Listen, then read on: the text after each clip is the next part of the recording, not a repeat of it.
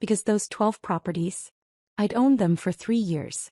My name is Tegan Porter, and I'm about to tell you how my golden child brother tried to steal an inheritance that was never his, only to discover he'd been living in my shadow the entire time. Growing up in the Porter family meant understanding your role early. My brother Marcus was the star, football captain, business degree from a prestigious university, engaged to a lawyer's daughter named Brittany. I was the one who couldn't quite figure life out. The family disappointment. It started when I was 16 and told my parents I wanted to study hospitality management instead of pre-law like Marcus. My father actually laughed. Tegan, be realistic. You're not exactly executive material. Maybe you should focus on finding a nice husband instead. Marcus chimed in at that dinner. Yes, sis. Not everyone can be successful. Some people are just meant to be supportive. I chose a state school for hospitality. They chose not to attend my graduation. The real fracture came when I was 23. I'd been working at a hotel in Miami, learning the business from the ground up. Marcus had just gotten engaged to Brittany and my mother was planning an elaborate engagement party. $40,000 worth of elaborate. Tegan, we need you to contribute, Mom said over the phone. Family helps family. I can contribute maybe $500, I offered. I'm saving for $500? Her voice dripped with disgust. Marcus said you'd be difficult. Your brother is building a real life, Tegan. The least you could do is support him properly. We're asking for $5,000. It's not that much. It was 3 months of my salary. I can't afford that, Mom. Can't or won't. She hung up on me. At the engagement party I wasn't asked to contribute to, I sat at a table in the back with distant cousins I'd met twice. Marcus gave a speech thanking everyone who truly matters, while looking directly past me. Brittany's parents were introduced as the family we always wished we had. The only person who caught my eye that night was Grandpa Harold. He was 81 then, sharp as ever, watching everything with those calculating blue eyes that missed nothing. He gave me a small nod from across the room. After that party, I stopped attending family events unless Grandpa Harold specifically asked me to come. My parents called it abandoning the family. I called it protecting my mental health. I visited Grandpa Harold every Sunday though. We'd have breakfast at his favorite diner, the Early Bird in Coral Springs. He never asked why I wasn't at Marcus's birthday parties or my parents' anniversary celebrations. He just listened while I talked about work, about my dreams of running my own hotel someday. You've got something Marcus never will, Grandpa told me one Sunday morning when I was 25. You understand that respect is earned by doing the work, not by demanding recognition. The family doesn't see it that way, I said. The family sees what they want to see. He sipped his coffee slowly. But I see you, Tegan. I've always seen you. What my family didn't know, what I deliberately never told them, was that the little hotel job I had was actually an assistant manager position at a boutique luxury hotel in Miami Beach. And I was exceptional at it. At 26, I identified a struggling property that was about to go into foreclosure. A beautiful Art Deco building with 45 rooms that just needed vision and capital. I'd been saving aggressively for 3 years, and I'd built relationships with investors through the hotel industry. I bought that property for $2.1 million with a combination of my savings, investor backing, and a commercial loan. My family would have called it reckless. I called it calculated. Within 18 months, I'd transformed it into the Deco Pearl, a 4-star boutique hotel that became the darling of travel magazines. Revenue jumped 340% in the first year. But I never told my family. Why would I? So they could suddenly be interested in my life. So Marcus could give me condescending advice about managing my little hotel? So my parents could find reasons why I owed them money for all those years they invested in raising me? Well, I built my empire in silence. By 29, I owned 4 boutique hotels across South Florida. By 31, I'd expanded to 8 properties with a total portfolio value of $47 million. I employed 340 people, maintained a 4.8-star average rating across all properties, and had been featured in Condé Nast Traveler's 30 Hoteliers Reshaping American Luxury. My family thought I was still working as an assistant manager at some hotel in Miami. I never corrected them. Every time I saw Grandpa Harold, I showed him the real numbers. He'd look at the financial statements and property valuations with pride gleaming in his eyes. "You did this yourself," he'd say. "No one handed you anything." "I learned from watching you," I told him. "You built a real estate portfolio from nothing. You taught me that buildings and land are the only things that hold real value." Grandpa Harold had built his wealth the same way, buying rental properties in Florida before the boom, holding them through the crashes and building steady wealth through discipline and patience. By the time I was 32, he owned 12 single-family rental homes across Fort Lauderdale and Coral Springs, worth approximately $5.8 million total. Marcus, meanwhile, was working as a regional sales manager at a medical supply company. Good job. Decent salary. Nothing extraordinary. But in our family he was still the golden child because he had a traditional career, and was married with 2 children. At Sunday breakfast 3 months before Grandpa Harold died, he slid an envelope across the table. "What's this?" I asked. "Legal documents. I'm updating my will. I want you to know what's coming." "Grandpa, we don't need to talk about." "We do." His voice was firm. "Because I know what Marcus and your parents expect. And I know what you've built without expecting anything from anyone. Open it." Inside was a copy of his new will. The 12 rental properties were left to me. All of them. To Marcus he'd left $50,000 cash in his car. To my parents, cherished personal items and $25,000 each. "Grandpa, this is going to cause problems," I said quietly. "Good. Let it cause problems. You're the one who visits. You're the one who calls. You're the one who built something real without asking me for a dime, even though you knew I'd have given it to you." He reached across the table and squeezed my hand. "They're going to be angry, Tegan. But you've earned this and you're strong enough to handle their anger." He died 6 weeks later. Heart attack in his sleep. Peaceful, the doctor said. The family immediately assumed Marcus would inherit the rental portfolio. No one even asked me. They just assumed. The will reading was scheduled for 2 weeks after the funeral, held at Sherman and Associates, the law firm that had handled Grandpa Harold's affairs for 30 years. I arrived 10 minutes early, wearing a navy suit I'd purchased for a hotel industry conference. My mother looked me up and down with barely concealed disdain. "Tegan, you came." She said it like she was surprised I'd shown up to my own grandfather's will reading. Of course I came. Marcus walked in with Brittany, both dressed like they were attending a board meeting. He clapped me on the shoulder hard enough to make it condescending. "Hey sis, don't worry, I'll make sure you can visit the properties whenever you want. Family's family, right?" I smiled. "That's generous." My father was already sitting, talking loudly about what Marcus should do with his inheritance. "The Coral Springs properties need new roofs," Dad was saying. "You could increase the rent after renovations. Probably pull in an extra $2,000 per month across all of them." "I was thinking of selling a few," Marcus said. "Get some liquid capital, maybe invest in Brittany's law practice expansion."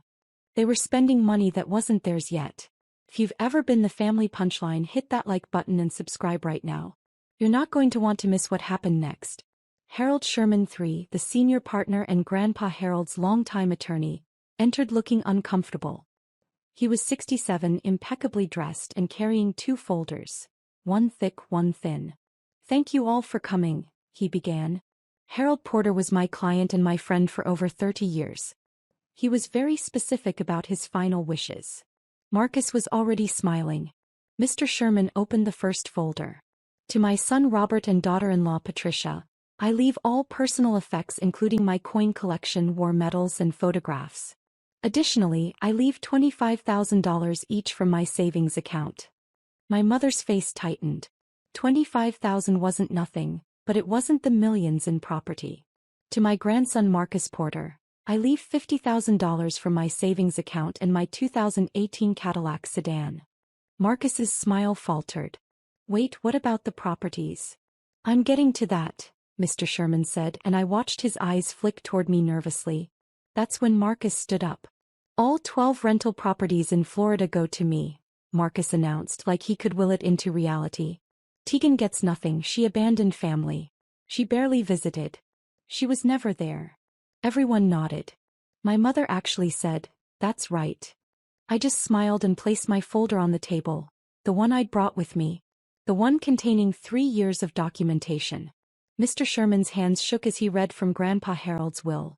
To my granddaughter Tegan Marie Porter, who has proven through her actions, dedication and character that she understands the true meaning of family and hard work, I leave my entire rental property portfolio consisting of 12 single-family homes located in Fort Lauderdale and Coral Springs, Florida.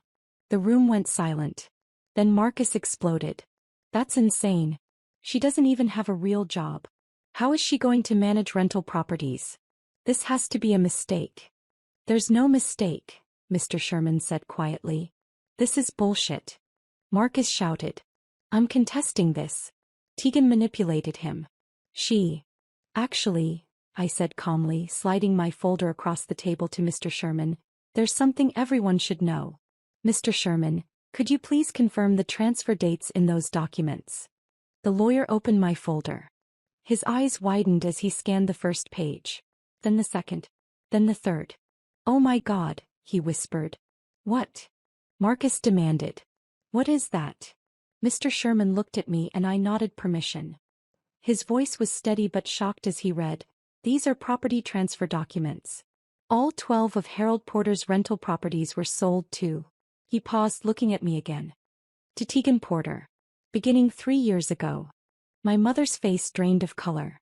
What? Grandpa Harold sold me all 12 properties over a 3-year period, I said calmly. Fair market value, structured payments, all properly documented and recorded with the county. The will Mr. Sherman just read? It's technically bequeathing me properties I already own. That's impossible, Marcus said, but his voice cracked. You don't have that kind of money. You work at a hotel. I own 8 hotels, Marcus. I let that sink in for exactly 3 seconds. My company, Porter Hospitality Group, has a current portfolio valuation of $47 million. The 12 properties Grandpa sold me were integrated into my real estate holdings. I've been managing them as rental properties while paying Grandpa an annuity from the profits, which gave him steady income in his retirement. Brittany actually laughed. A sharp, disbelieving sound. That's absurd. If you were that successful, we'd know about it. I pulled out my phone and turned it to face the room, showing the Forbes website. There was my face in a photograph from 8 months ago. 30 hoteliers under 35 reshaping American luxury. Oh God, my mother whispered. You're lying, Marcus said desperately. Those documents are fake. You forged them to steal from. Mr. Sherman interrupted. Marcus, these documents are real. They were properly notarized, recorded and filed. I have copies in Harold's estate files because he wanted me to have them in case this exact situation occurred. He looked at Marcus with something like pity. Your grandfather sold these properties to Tegan because she was the only one with the capital and competence to maintain them properly. Why? My father's voice was hollow. Why would he do that? Because I visited him every week for 10 years, I said quietly. Because I called him on Wednesdays just to talk.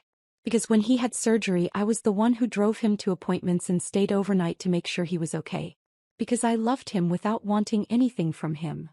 We loved him too, my mother protested. Did you? When was the last time you had breakfast with him? When was the last time any of you called him just to see how he was doing, not to ask for money or complain about your lives? Silence. You want to know why he sold me those properties? I continued. Because 2 years ago, Marcus, you came to him asking for $80,000 to invest in a friend's startup. Grandpa said no. You called him selfish and didn't speak to him for 7 months. Marcus's face went red. That's not. Mom, you asked him to co-sign a $45,000 loan for a kitchen renovation. When he declined, you told him he was hoarding wealth from his own family. Dad, you wanted him to give you 3 of his rental properties outright so you could manage them and keep the income. He refused and you didn't visit for a year. That's not fair, my mother said, but her voice was weak. Grandpa kept a journal, I said softly. Every interaction. Every phone call. Every request for money. Every holiday he spent alone because you were all too busy. Mr. Sherman, would you like to read from the letter Grandpa left for the family? The lawyer pulled out another document. This one handwritten in Grandpa Harold's distinctive script. He read, To my family, if you are hearing this letter, it means you are confused or angry about my decisions regarding my estate. Let me be clear. I gave my properties to Tegan because she earned them.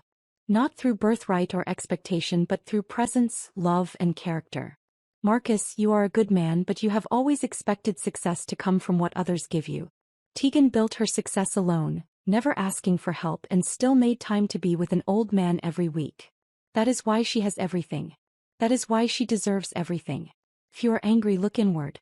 I loved you all, but I respected Tegan. There is a difference. My mother was crying. Marcus looked like he'd been punched. Then Brittany spoke up, her lawyer instincts kicking in. This still doesn't add up. How did you afford to buy 12 properties worth millions? Where did that money come from? Drop a comment and let me know where you're watching from tonight. I started buying properties from Grandpa 3 years ago, I explained. The first 3 I purchased outright from my hotel profits.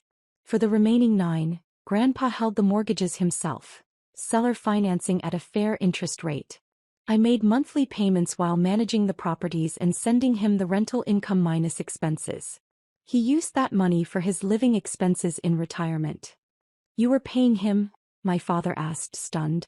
Every month. $1,200 per property on average, plus all rental income.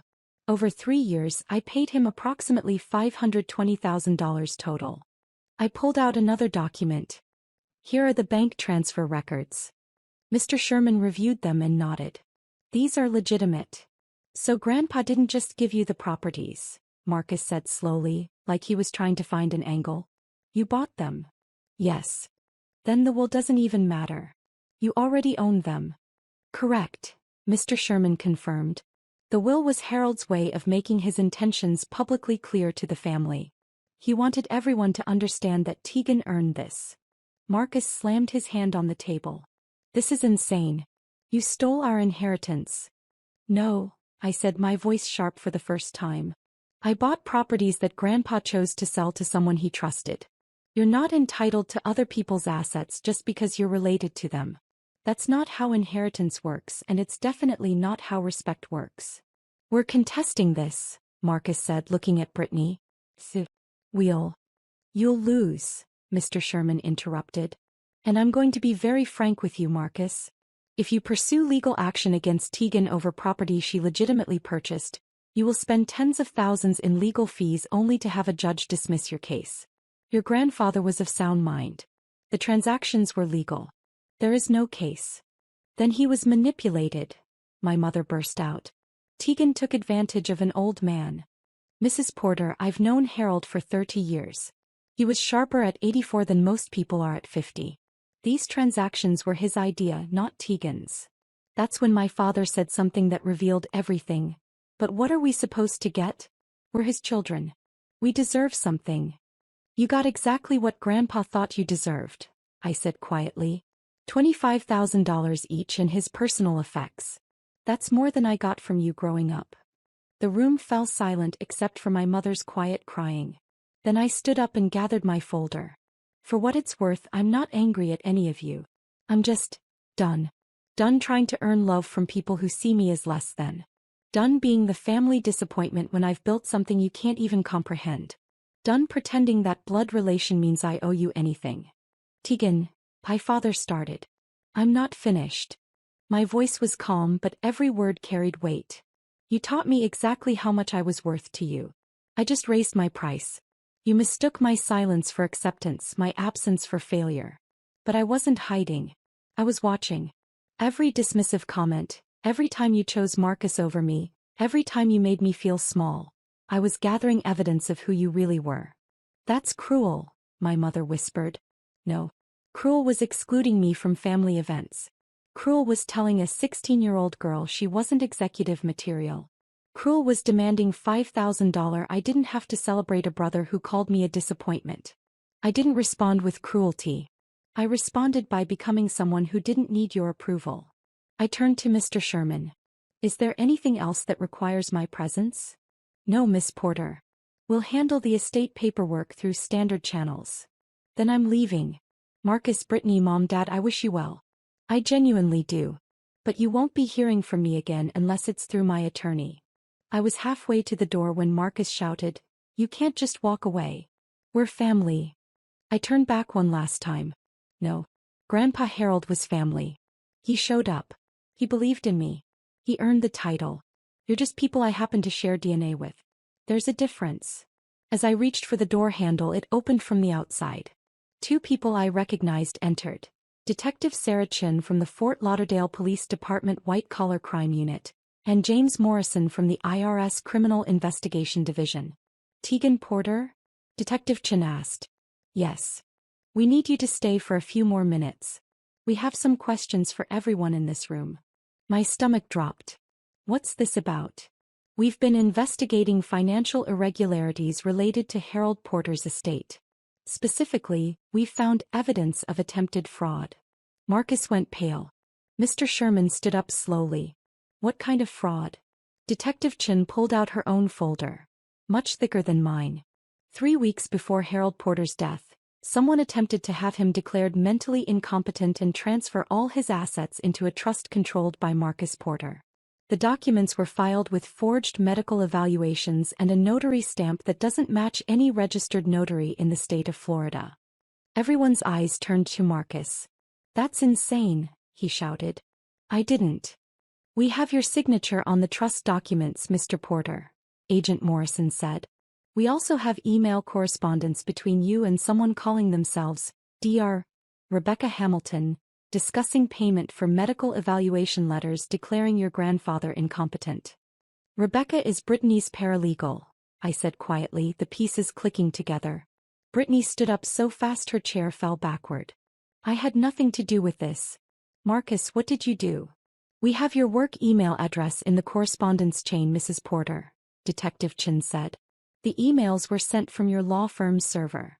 I want a lawyer, Marcus said, his voice shaking. You married one, I said, but there was no satisfaction in it. Just sadness. Detective Chin continued. We're also investigating a series of unauthorized withdrawals from Harold Porter's bank accounts in the 6 months before his death. Approximately $47,000 was transferred to accounts belonging to Marcus Porter and Robert Porter. My father's face went gray. Those were loans. Dad said I could borrow. We have the bank records, Agent Morrison interrupted. Harold Porter reported these transfers as unauthorized to his bank 2 weeks before he died. He filed a formal complaint. Oh my God, Mr. Sherman whispered. That's why he called me. He said he suspected someone was trying to steal from him, but he wanted to be sure before making accusations. Hit that subscribe button if you've ever had to set boundaries with toxic family, because what happened next destroyed everything they'd built. Detective Chin arrested Marcus and Brittany right there in the conference room. Financial fraud, attempted exploitation of an elderly person, forgery, identity theft. The charges kept coming. My father was arrested the following morning at his home. My mother wasn't charged criminally, but she was named in the civil lawsuit Mr. Sherman filed on behalf of Grandpa Harold's estate to recover the stolen funds. The newspaper coverage was brutal. Local sales manager arrested for attempting to steal deceased grandfather's estate. The story mentioned Marcus's attempt to have Grandpa declared incompetent and the forged documents. It mentioned Brittany's involvement as an attorney who should have known better. It mentioned my father's unauthorized withdrawals. And it mentioned me, the granddaughter who'd built a $47 million hotel empire in silence while her family dismissed her as a failure. Within 48 hours, Marcus and Brittany's bank accounts were frozen as part of the criminal investigation. Brittany's law firm suspended her pending review. Marcus was fired from his job for conduct unbecoming after his employer saw the arrest on the news. Within a week, they'd listed their house for sale, a desperate attempt to pay legal fees. They couldn't find a buyer at their asking price. The market knew they were desperate. Brittany filed for divorce 3 weeks later. The court papers cited irreparable breakdown of trust and criminal conduct by spouse. She got primary custody of their 2 children and Marcus got supervised visitation. My father pleaded guilty to a reduced charge of financial exploitation of an elderly person. He received 2 years probation, mandatory restitution of $47,000 plus interest, and 500 hours of community service. His reputation in his professional community was destroyed. Marcus went to trial. The evidence was overwhelming: emails, forged documents, financial records, and testimony from Grandpa Harold's actual doctors who stated he was completely mentally competent until the day he died. Marcus was convicted on 6 counts including fraud, forgery, and attempted theft. He was sentenced to 4 years in federal prison. Brittany took a plea deal, testifying against Marcus in exchange for charges against her being reduced to professional misconduct. She was disbarred and sentenced to 1 year in county jail, suspended to probation.